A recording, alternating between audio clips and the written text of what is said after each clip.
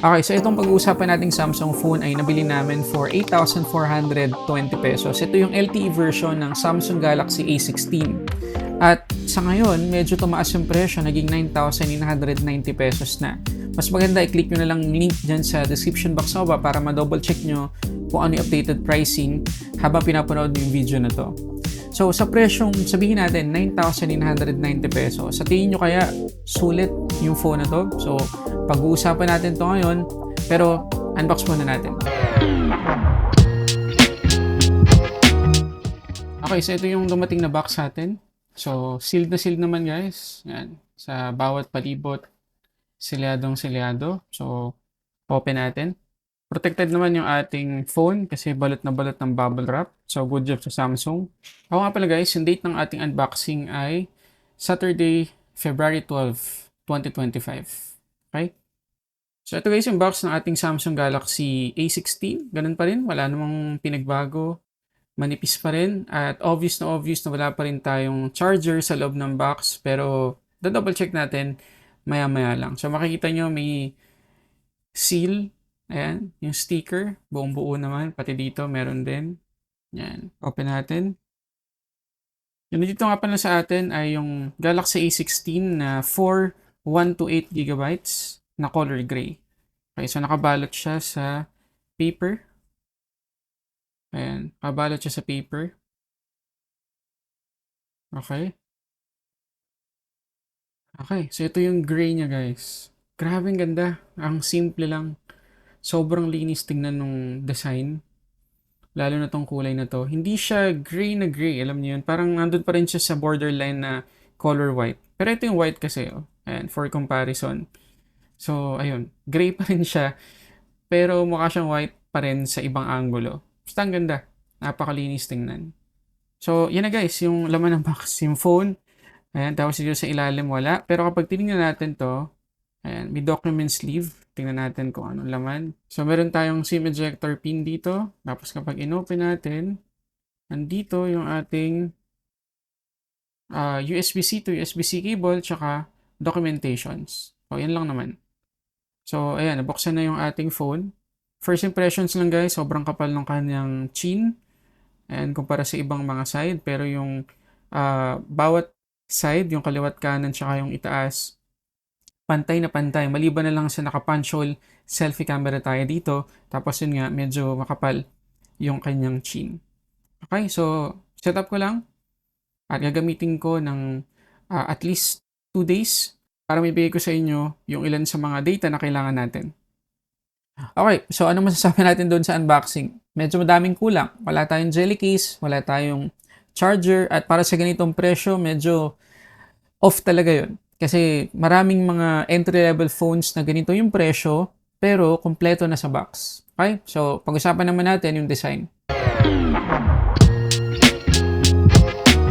Okay, so unang-una natin mapapansin dito sa Galaxy A16 4G ay yung design ng kanyang display o nung harap. At marami na rin sa inyo nag-comment doon sa post ko na nagandahan ako ng kaunti sa overall na display nito. Okay? Hindi yung design kasi syempre outdated na talaga yung notch kasi punch hole selfie camera na dapat yung ginagamit lalo na ngayon 2025 na.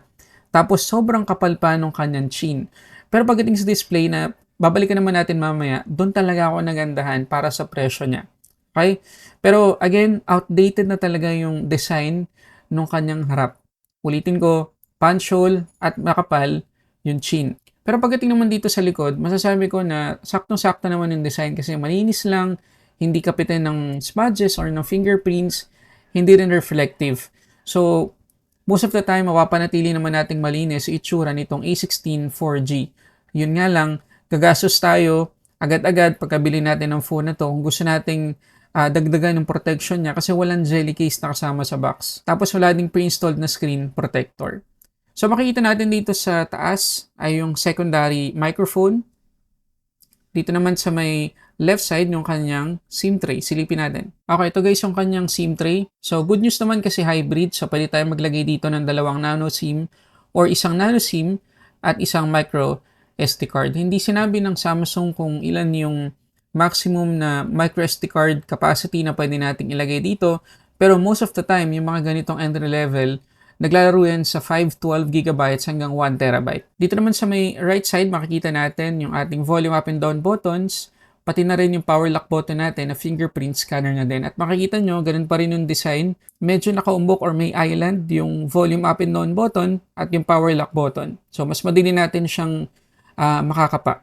Dito naman sa ilalim yung ating speaker, USB-C port at yung ating main microphone. Okay, so pagdating guys sa design, comment nyo dyan sa baba, pasado ba sa inyo yung itsura nitong Galaxy A16 LTE overall na design para sa presyong 9,990 pesos? Pakilagay dyan sa baba. Kasi kung ako'y tatanungin, hindi talaga. Okay? Ulitin ko, nagandahan ako sa display pero sa overall na design niya, outdated na talaga. Okay, testing naman natin guys yung reliability ng kanyang fingerprint scanner. So, isang dampi, okay, ma-unlock naman siya most of the time. Isang dampi, ma-unlock naman. Isang dampi, ayan. Ayan, may mga ganun lang times guys na kapag kaka-lock lang natin, hindi natin siya agad-agad ma-unlock. Ayan, kita nyo, diba? Ayan, so mga 1 to 2 seconds muna hintayin ninyo after nyo i-lock, tsaka nyo ma-unlock ulit ng mas mabilis gamit ng kanyang fingerprint scanner. Para sa mga curious sa kanyang haptics or yung vibration kapag nagta-type tayo, entry level talaga. At by default, naka-off yan. At siguro talagang in-off nila kasi hindi talaga maganda yung feels. Pero good news naman guys, kasi yung design kahit papano nitong Galaxy A16 LTE ay merong IP54 na ingress protection rating.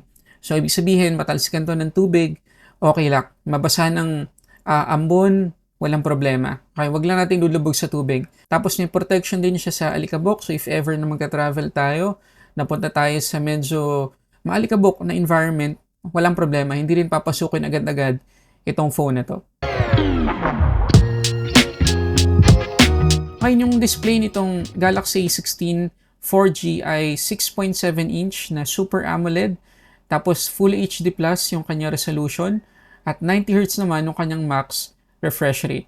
Aabot naman ng 808 nits yung kanyang peak brightness. At tinis ko naman siya outdoor.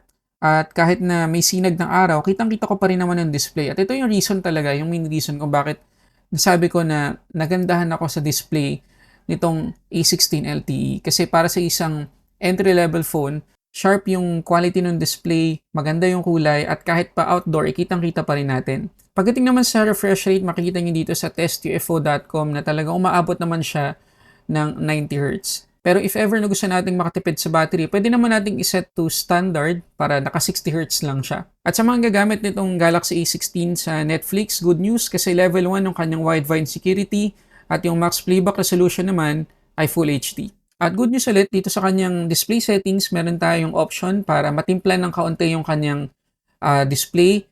Meron tayong vivid tsaka natural na presets. Tapos dito naman sa baba, pati yung white balance or color temperature, pwede rin nating matimpla. Pagdating naman sa performance, naka One UI 6 tayo dito on top of Android 14. Helio G99 yung ating chipset. 4GB LPDDR4X yung ating RAM na pwedeng dagdagan ng 4GB additional RAM Plus or virtual RAM. Tapos 128GB UFS 2.2 naman yung ating storage. At para sa presyong 9,990 pesos, sa totoo lang, hindi na talaga acceptable yung specs ng performance itong A16 4G version. Kasi isipin nyo, almost nasa 10,000 pesos na pero 4GB lang yung RAM natin. Usually, sa mga entry level na ganyan ng presyo, nasa 8GB na yung RAM natin at 256GB yung ating storage. So, anong pwede ipagmalaki ng Samsung dito sa A16 LTE para sa ganyang presyo? Well, hindi kagaya guys ng ibang entry-level phone. Itong Galaxy A16 ay aabot ng up to 6 major Android upgrades. Isipin nyo guys kung gaano kadaming Android updates yung matatanggap ng phone na to. At yan, yung pinagmamalaki ng Samsung dito. So kahit na nandun siya sa talagang mahal na presyo para sa specs niya, pero pagdating naman sa software updates, talagang garantisado. Aabot ka ng Android 20 technically. Kasi nga, hindi security patches yung 6 na yun major Android upgrades. So, ayun. So, meron kang assurance na may improve pa yung performance ito along the way. Pero syempre, Helio G99 guys, luma na talaga. Pandemic pa lang guys, may Helio G99 na at malamang sa malamang tira-tira na lang ng Samsung yung G99 na nailagay dito kaya talagang inuubos na lang nila siguro. Pero kahit ganun, bumawi naman talaga sila sa number of software updates na pwedeng matanggap nitong A16. So, nasa sa inyo na. Kasi, alimbawa, yung na-review natin na HMD Crest 5G, napakamura lang nun. Wala pang 10,000 pesos yun. Pero, mas maganda yung specs, 120 GB, tapos 8 GB yung RAM. Pero, walang prinamis ang HMD na makaka-receive yun ng mga major Android updates. Okay, mga security patches lang. So, most likely hanggang Android 14 lang yun. Pero ito, kahit medyo outdated na yung hardware, pagdating naman sa software, makakahabol siya talaga. So, nasa sa inyo na kung alin yung mas gusto ninyo sa dalawa. Ngayon, nasabi natin kanina guys, yung tungkol dito sa RAM Plus or Virtual RAM dito sa A16 LTE. So, up to 4 GB yung pwede natin maidagdag sa kanyang 4 GB na physical RAM. So, technically, up to 8 GB of RAM naman yung pwede nating ma-generate dito. So, titingnan natin ngayon kung okay ba siya sa performance, makaka-apekto ba siya, makakatulong ba o hindi. So, tingnan natin ngayon yung Antutu scores. So, ito guys yung Antutu score na nakuha natin. 393,660 kapag naka-off yung kanyang virtual RAM. Okay? So, kita nyo naman sa score pa lang medyo napag-iwanan na yung phone na to. Kung sakali lang naman na 5K lang yung presyo nito, pwedeng-pwede na, hindi ako magreklamo. Pero, nasa 10,000 pesos na yung presyo nito pero napakababa ng score. So, try naman natin ngayon gamitin yung virtual RAM kung makakatulong sa performance. Okay, so umabot naman siya guys ng 399,000. So, almost 400,000 na nung ginamit natin yung virtual RAM. So, ang taas nung nadagdag sa performance nung ginamit natin ng RAM Plus.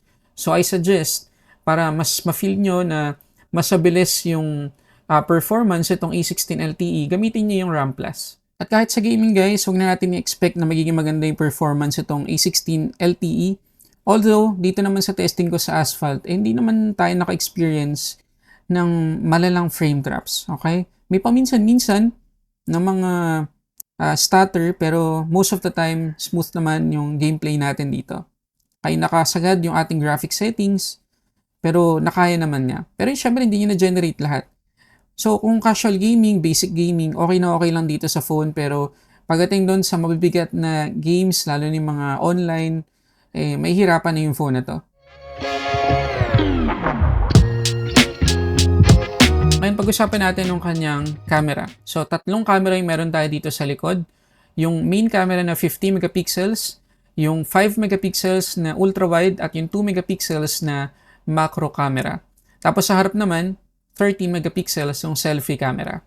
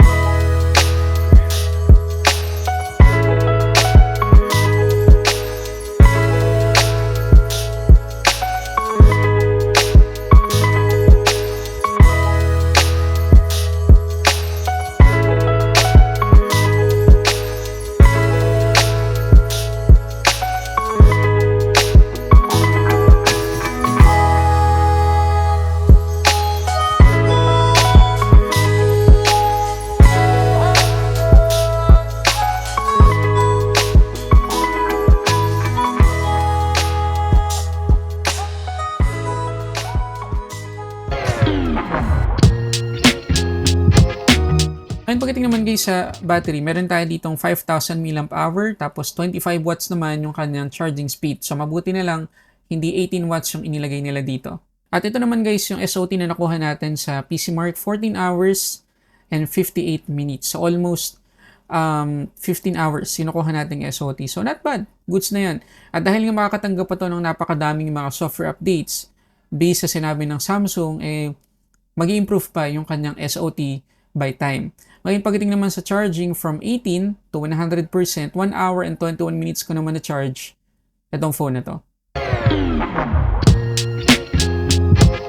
Okay, so sa tingin nyo ba sulit bilhin itong Samsung Galaxy A16 LTE para sa presyong 9,990 pesos? Comment kayo dyan sa baba. Ngayon, meron ako nakitang tatlong reason kung bakit pwede may consider itong phone na to. Una, maganda yung display niya. Ilang beses ko na yung sinabi sa video na to. Pangalawa, maganda rin yung kanyang battery performance. Tapos, higit sa lahat, 6 na major Android updates yung matatanggap ng phone na to. So, yun yung tatlong reason siguro kung bakit pwede ninyo i-consider itong phone na to para sa presyo ng 9,990 pesos. Medyo nakakatawa lang sa presyo na yan, 4GB lang yung physical RAM natin, 128GB lang yung ating internal storage. So, yun lang. Yes, Samsung, alam naman natin na quality, maganda yung pagkakagawa at magtatagal sa atin. Pero okay guys, sa tingin nyo ba, bibilhin nyo yung phone na to para sa presyong 10,000 pesos? Kasi kung ako lang naman, medyo mahirapan akong i-recommend sa kanyang presyo. At kagaya ng sinabi ko kanina, kung nasa 5,000 or 6,000 pesos, baka masabi kong sulit to para sa presyo niya. Pero hanggat nasa 10,000 pesos pa to, medyo mahirap para sa akin na i-recommend. So yun na guys, maraming salamat sa panonood para sa samot-saring unboxing or reviews. This is Sulit Tech Reviews.